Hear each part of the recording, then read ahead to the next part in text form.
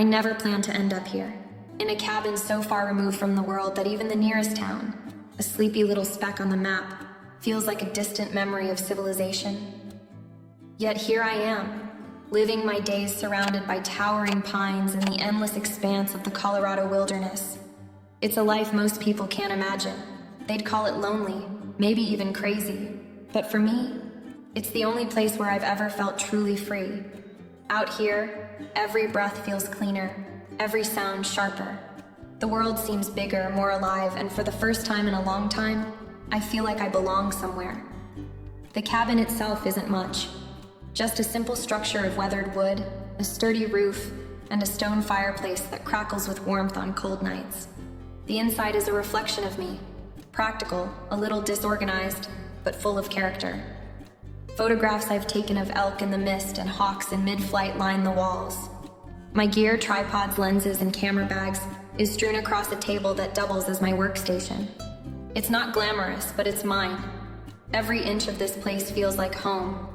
And then there's Dakota, my German shepherd, my constant. He's more than a dog. He's my anchor in a life that sometimes feels like it's drifting untethered.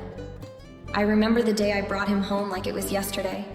He was just a pup, all oversized paws and floppy ears, but even then, I could tell there was something different about him. He had this way of looking at me, this quiet intelligence in his eyes that made it seem like he understood me in a way no one else ever had.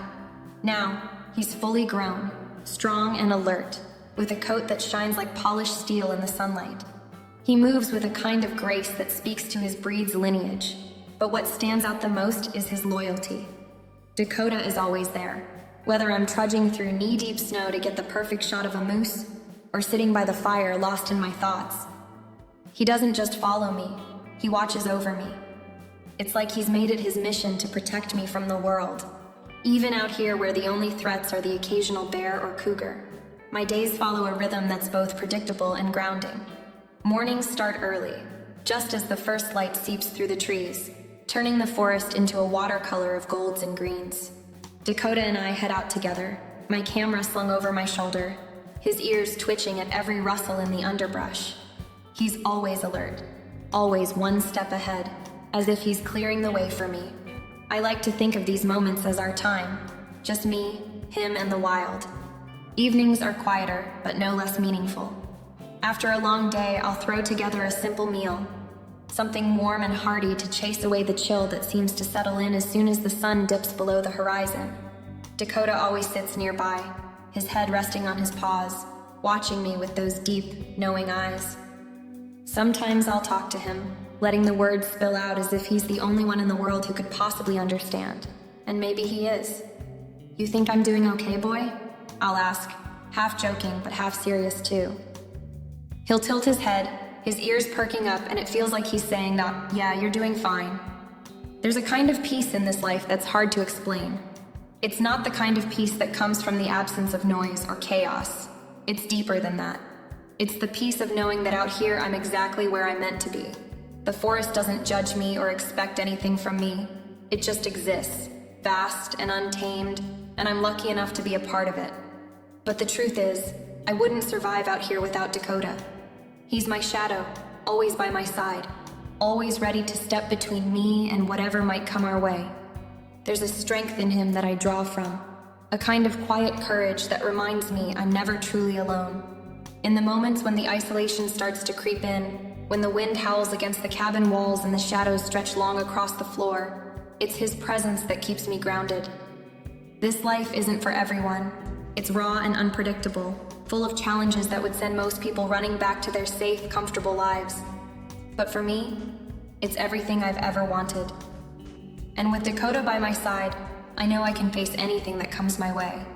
He's not just my dog, he's my partner, my protector, and in many ways, my reason for staying out here, in the wild, where life feels real. The evening started like so many others. I just finished sorting through the day's photographs, mostly landscapes and a few shots of a curious fox that had wandered unusually close.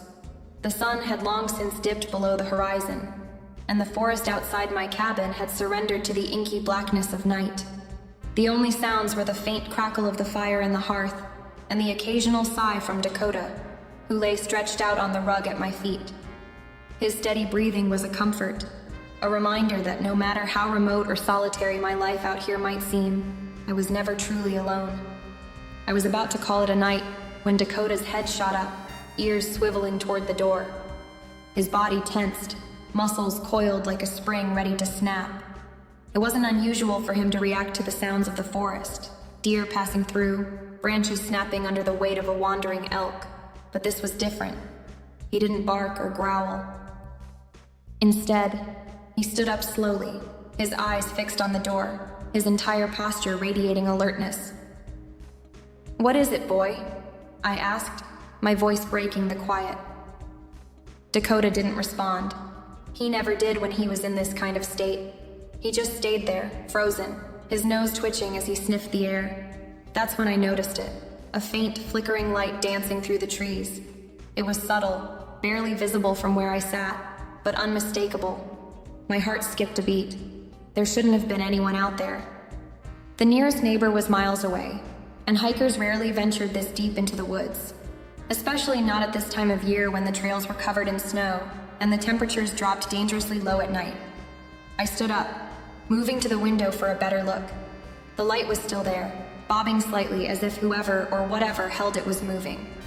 A lantern maybe, or a flashlight. It was too far away to make out any details, but it was close enough to send a shiver of unease crawling up my spine. "Stay," I told Dakota, though I knew it was pointless. He was already at the door, his nose pressed against the gap where the cold night air seeped in. I hesitated, debating whether to step outside and investigate. A part of me wanted to. After all, I lived out here to embrace the unknown, to face the wild and everything it had to offer. But another part of me, a part I rarely acknowledged, felt an edge of fear. Who could it be? A lost hiker? A hunter who'd wandered too far off course? Or something else entirely? The light flickered again, then disappeared altogether, swallowed by the darkness of the forest. I waited, straining to hear something, anything that might explain its presence. The minutes dragged on, and the silence pressed in around me, broken only by the faint rustle of wind through the trees. Eventually, I forced myself to step back from the window. The fire was still crackling, its warmth a stark contrast to the chill that had settled in my chest. "We'll check it out in the morning," I said aloud, more to convince myself than Dakota. He didn't relax. His eyes stayed locked on the door, his body a taut line of vigilance. As I climbed into bed that night, I couldn't shake the image of that light. It felt like a warning, or maybe an invitation, one I wasn't sure I wanted to accept. Dakota stayed by the door, refusing to settle, his quiet watchfulness a reminder that the wilderness, for all its beauty, could be as unpredictable as it was unforgiving. I told myself it was probably nothing, a trick of the light or a stray camper who'd already moved on. But deep down I knew better. Out here nothing was ever truly random. The next morning I woke up before the sun, a sense of urgency nudging me from my sleep. Dakota was already up, pacing restlessly around the cabin, his usual calm demeanor replaced by a quiet tension. He knew something was off, just as I did. I pulled on my boots, grabbed my jacket, and decided we'd follow the faint light I'd seen the night before. The ground was frozen, and the air was sharp with cold, but I needed answers.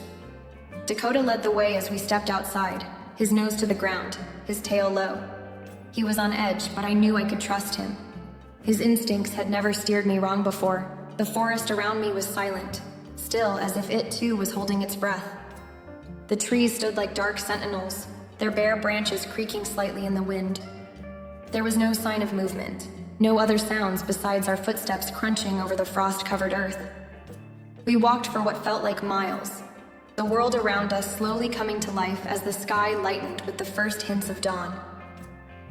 I tried to keep my focus on the path ahead, but my mind kept drifting back to the strange light and the uneasy feeling it had left in my gut. My fingers ached from the cold, but the tension inside me was worse. What if we weren't just chasing a wayward traveler? What if there was something else out here, something I wasn't prepared for? It wasn't until we reached a clearing that I found what I was looking for. There, just past a thicket of trees, was a small, abandoned campsite. My heart skipped a beat. A fire pit, cold and unused, sat in the center, surrounded by half-buried belongings. A torn backpack, its contents spilled across the ground, caught my eye. There was a broken compass, a set of hiking boots left haphazardly behind, and, most disturbingly, a notebook. It was open, as though it had been dropped in a hurry. I knelt down to examine it, brushing the frost from the pages. The notebook was filled with strange, cryptic sketches, lines and shapes that seemed to repeat over and over.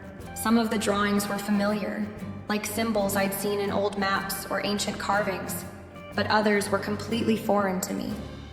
A chill ran down my spine as I flipped through the pages, each one more unsettling than the last. Dakota was standing nearby, watching me closely, his posture tense. He gave a low growl, and I froze. There was something in the air, something that made my skin prickle. I stood up quickly, my mind racing. "This doesn't feel right," I muttered. The feeling of unease settled deeper in my chest. Why would someone leave all this behind? And why did it feel like it had been abandoned in a hurry? Dakota's growl deepened, and I turned toward him. His eyes were locked on something just beyond the trees. His ears perked. Whatever it wasn't friendly. I could feel the weight of his gaze, a warning that I shouldn't ignore. I grabbed the notebook, tucking it into my bag, and took a few hesitant steps back. Dakota stayed close, his body stiff with alertness. The woods, which had seemed peaceful enough before, now felt like a trap, each shadow hiding something unknown. "We need to go," I said, my voice tight. Dakota didn't argue. He followed me, his steps purposeful, as we retraced our path back to the cabin. The forest no longer felt like a place of wonder. It felt like something darker had found its way into the space I'd always considered home. I didn't look back as we left the campsite behind, but I couldn't shake the feeling that we weren't the only ones walking those woods anymore. That night, the darkness seemed heavier than usual, as if it was pressing down on the cabin, suffocating any sense of safety I once felt. I'd tried to shake off the unease from our discovery earlier in the day, but it clung to me, persistent and suffocating. The wind howled through the trees outside, making the walls creak and groan. I tried to focus on the warmth of the fire crackling in the hearth, but my mind kept drifting back to the abandoned campsite and those unsettling drawings. Dakota was unusually still, his body tense as he lay by the door, eyes trained on the window. I could see his silhouette in the dim light, ears flicking at every sound. Something was off. He had always been a quiet dog, content to lie at my feet after a long day, but tonight he was alert, his muscles taut and ready. I got up to check the locks on the door, though I already knew they were secure. The chill from outside had seeped into the house, and my breath formed little clouds in the air. As I walked back toward the living room, I caught a faint noise. Footsteps. I froze, listening. At first, I thought it was just the wind, or perhaps the house settling, but no. There it was again. A distinct, deliberate step on the ground, followed by another. Someone was outside. I turned to look at Dakota, who was now standing, his eyes wide, his body rigid. He had heard it too. A low growl rumbled from his throat, a sound so foreign to him that it made my heart race. My pulse quickened as the footsteps grew louder, slowly circling the cabin, moving from one side to the other.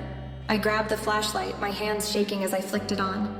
The beam of light cut through the darkness in sharp, narrow angles, but it illuminated nothing. The footsteps stopped, only to start again on the other side of the cabin. Someone, or something, was testing the perimeter, moving with purpose, methodical and unnervingly patient. My mind raced. Who would be out there? The nearest neighbor was miles away, and the road had been quiet for weeks. The idea of an intruder sent a jolt of panic through me. Dakota's growls deepened, his gaze unblinking, never leaving the door.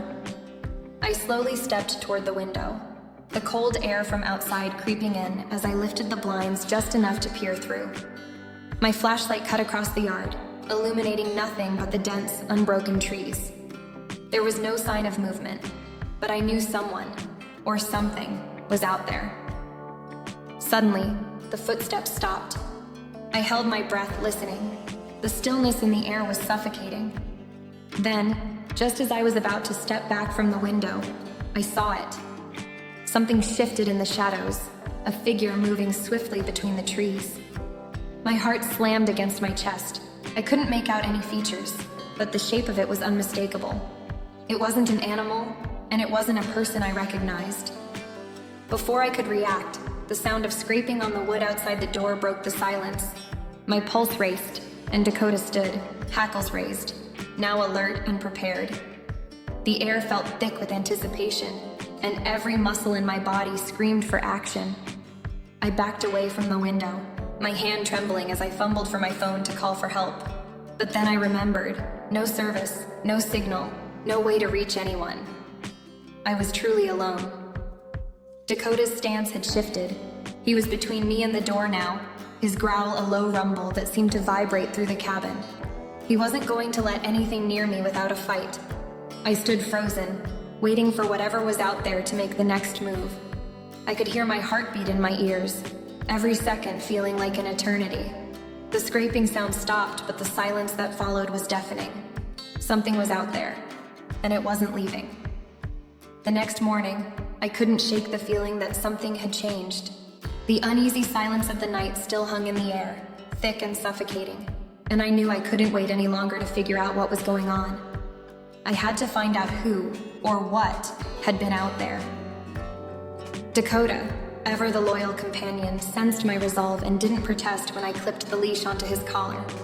He was unusually quiet that morning, his eyes constantly scanning the trees, ears twitching at every little sound.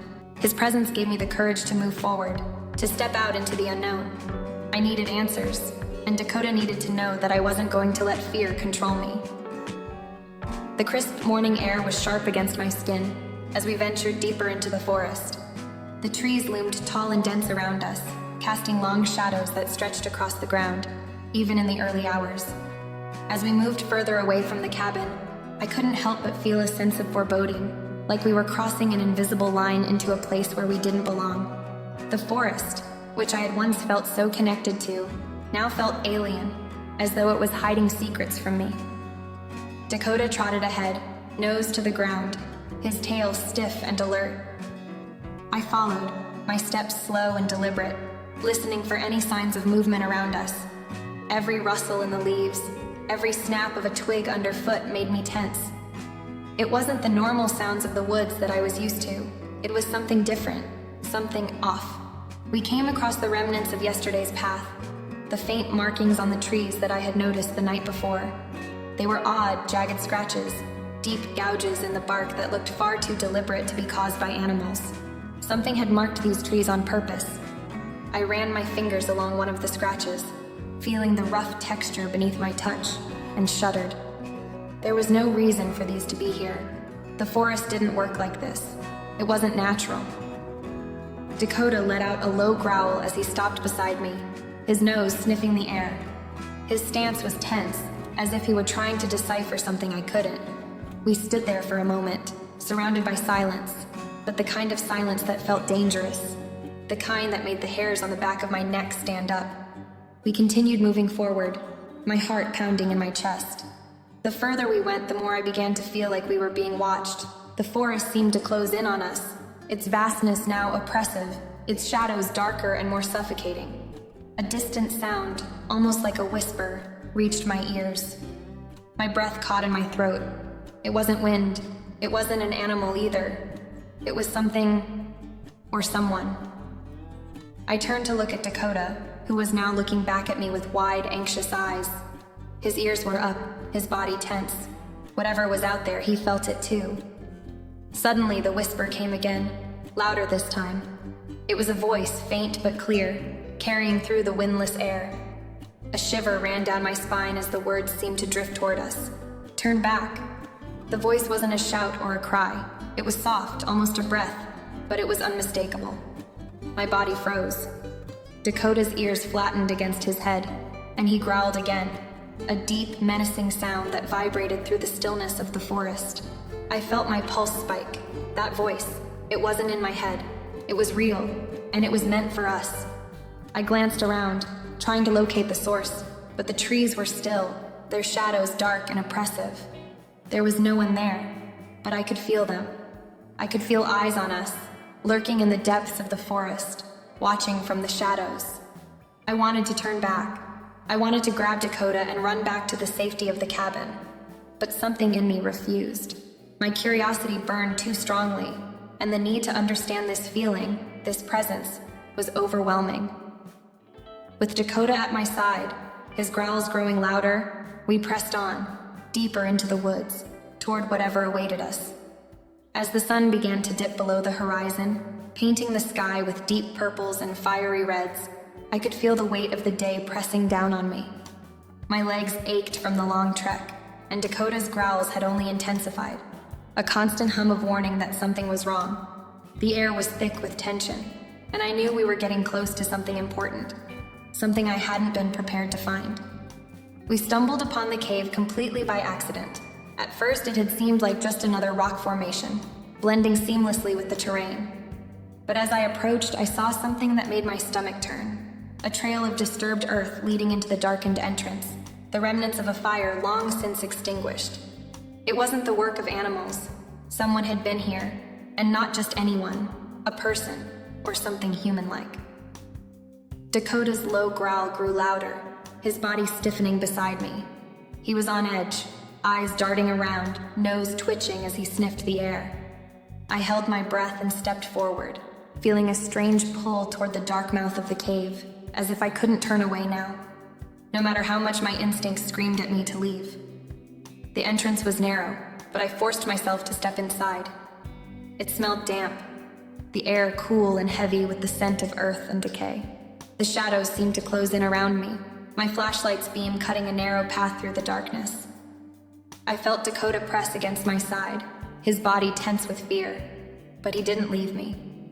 Not once. Inside, the cave was far larger than I'd expected. Its walls lined with odd symbols etched deep into the stone, some familiar, others completely foreign. They were crude but deliberate, and they seemed to pulse with an energy I couldn't explain. There were other signs, scraps of torn clothing, a charred piece of wood from a campfire, and something that looked like a journal, its pages smeared with ink, open to a page filled with erratic sketches. I knelt down, my fingers tracing the page cautiously, studying the drawings.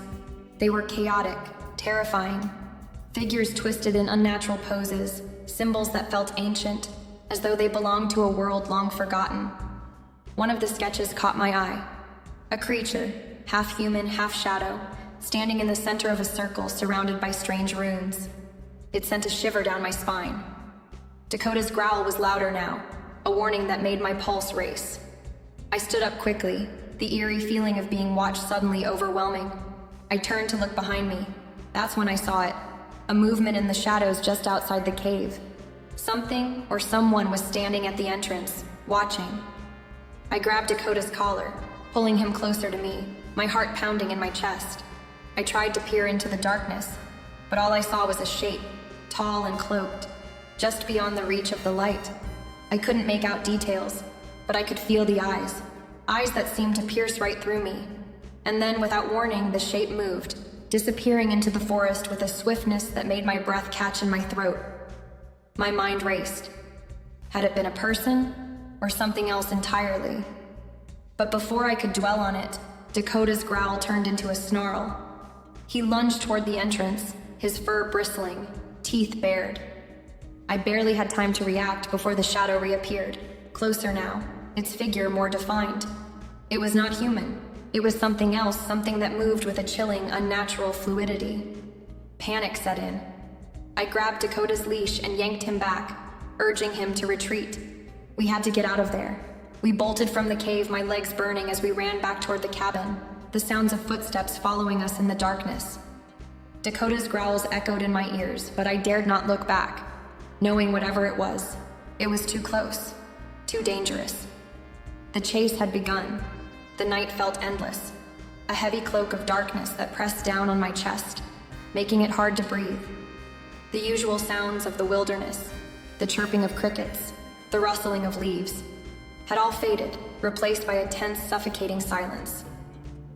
Only the faintest wind stirred the trees, and Dakota's growls, deep and unsettling, broke the quiet with their urgency.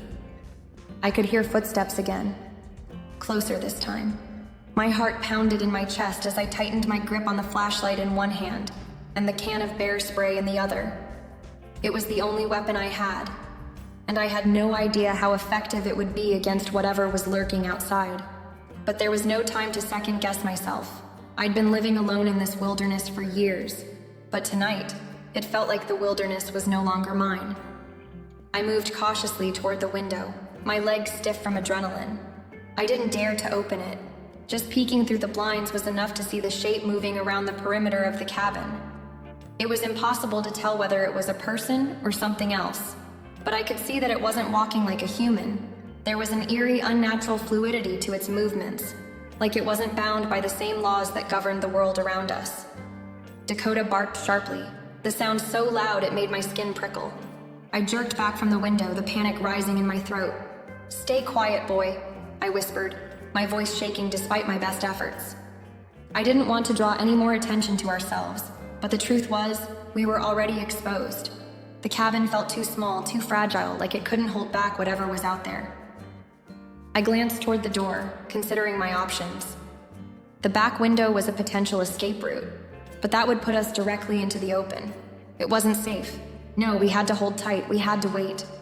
Dakota, ever alert, paced back and forth in front of me, his body rigid, eyes fixed on the door. His presence was a constant source of comfort in the midst of my fear. In that moment, I realized just how much I depended on him.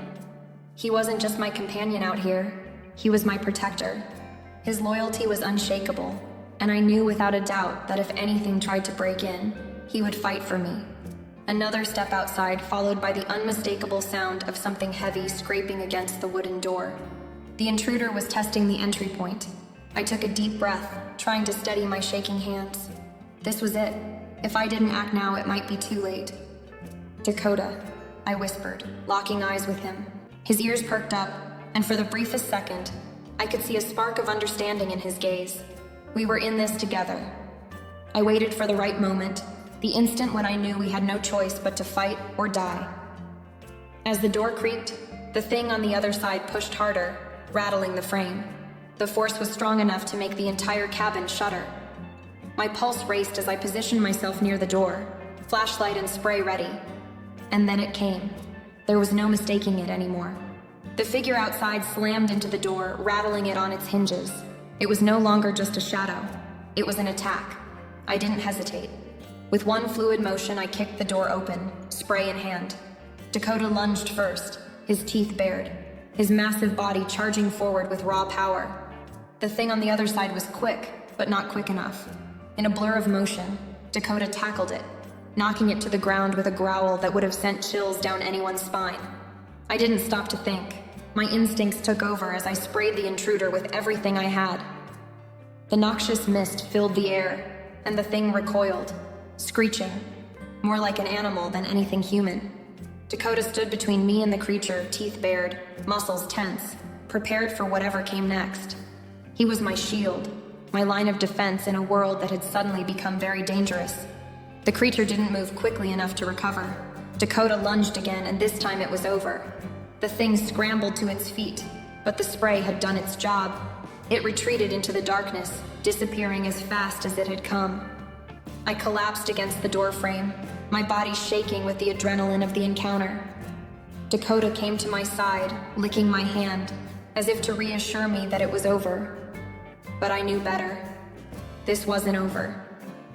Whatever that creature was, it was still out there, lurking in the shadows, waiting for its next opportunity. But for now, we had survived, and that in itself felt like a victory. I sat there, in the dim light of the cabin, leaning against the cold wall with Dakota pressed firmly against me, his warm body offering a sense of stability I hadn't known I needed until now. The events of the night had left me shaken, but as I ran my fingers through his fur, I felt a steady pulse of comfort, grounding me in the present moment. The fear that had gripped me, the adrenaline that had surged through me as I fought to survive the unknown, slowly began to ebb away. The wilderness had thrown everything at us, its eerie shadows, its unspoken threats, but I had come through it with Dakota by my side. The world outside was still, the wind whispering through the trees in a soft, mournful sigh. But within the walls of the cabin, there was peace. Peace that had come from knowing without a doubt that I could trust Dakota, just as he had trusted me. I'd always known he was more than just a dog. He was my protector, my partner, my confidant. And tonight, as the fear of the unknown still lingered in my chest, I realized just how much I depended on him. He had kept me safe when I didn't know how I would survive the night. Without him, I would have been lost in the vast wilderness, unsure of what to do next. But with him, I felt like I could face anything. I could still hear the echoes of those eerie footsteps in my mind, the strange noises that had seemed to follow us through the woods, and the shadow that had lurked near the cave. But now in the stillness of the cabin, none of that mattered. What mattered was the fact that we had made it through together. What mattered was that we were still standing, still breathing, still alive. As I rested my head against the wooden wall, I let out a long breath, releasing the tension I hadn't even realized I was holding in my muscles. Dakota's steady breathing next to me was a reminder that, no matter what, we had each other. The bond we shared wasn't just a product of our time together.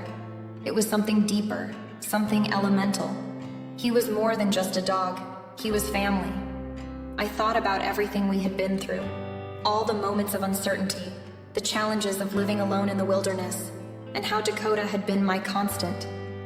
He had always been there, watching my back, keeping me company when the nights grew long and the silence felt oppressive.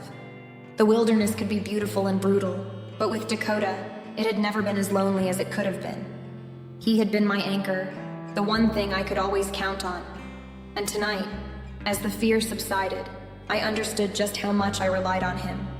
The wild had tested us, and though it hadn't broken us, it had shown me the depth of my bond with Dakota. We had faced the danger together, and through it all, I had seen him as more than just a companion. I saw him as my partner in survival, my protector, my hero. He had made me feel safer than I had any right to feel out here, in the vastness of the Colorado wilderness, where anything could happen, where threats could come from anywhere and disappear just as quickly. But Dakota had been my steadfast companion through it all, never leaving my side, never faltering in his loyalty. I closed my eyes, taking in the quiet of the cabin, the crackle of the fire, and the steady rhythm of Dakota's breathing. We had made it through.